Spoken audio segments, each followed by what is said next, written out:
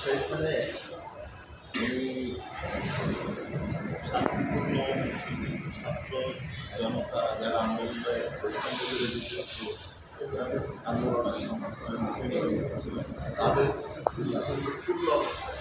গুলি করছে এবং খুব ঠান্ডা মাথায় গুলি করার পর তারা যদি আবার খুব মায়ের করে মাথায় হাত দিয়ে খুব একটা ভাব ভঙ্গি দিয়ে আবার গুলি করছে এবং 7 জন গ্রেপ্তার করেছেন এবং তার যে গেস্টার পোস্টার ছিল তাদের দেখা যাচ্ছে মসজিদ এবং পার্সোনালি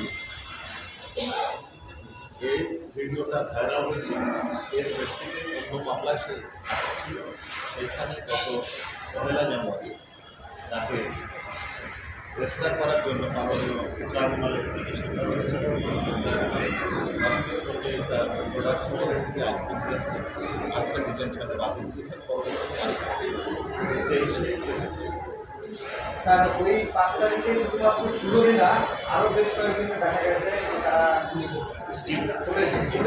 আমাদের বক্তব্য হচ্ছে সেটা হচ্ছে যে আমরা বাকিদেরকে আইডেন্টিফাই করার চেষ্টা করছি। ভিডিওটা আমাদের কাছে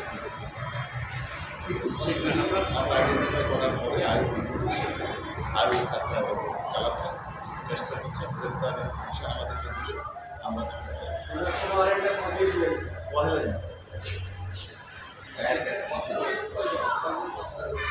এই ভিডিওটি আপনারা দেখেছেন, এটা ব্যাপক ভাইরাল হয়েছে। প্রাথমিকভাবে সুজন হোসেনকে সাভার থানার মামলায় গ্রেপ্তার করা হয়েছিল। পরবর্তীতে আমরা 2025 তারিখে প্রোডাকশন ওয়ারেন্ট ইস্যু করার জন্য অ্যাপ্লিকেশন দিয়েছিলাম। আমাদের ট্রাইব্যুনাল সেটা মঞ্জুর করেছিলেন এবং সে মতে আজকে সুজন হাজির হয়েছে এবং ট্রাইব্যুনাল তাকে কারাগারে পাঠানোর নির্দেশ দিয়েছে। প্রাথমিকভাবে সুজন হোসেনকে সেদিন অত্যন্ত অ্যারোগ্যান্ট, অত্যন্ত উৎফুল্ল চিত্ত মনে হয়েছিল, তাকে গ্রেপ্তার করা হয়েছে এবং আমরা এটা তদন্ত করছি যে ওই ঘটনার সময় আরও কারা কারা জড়িত ছিল সেটা আমরা ফাইন্ড আউট করার চেষ্টা করছি।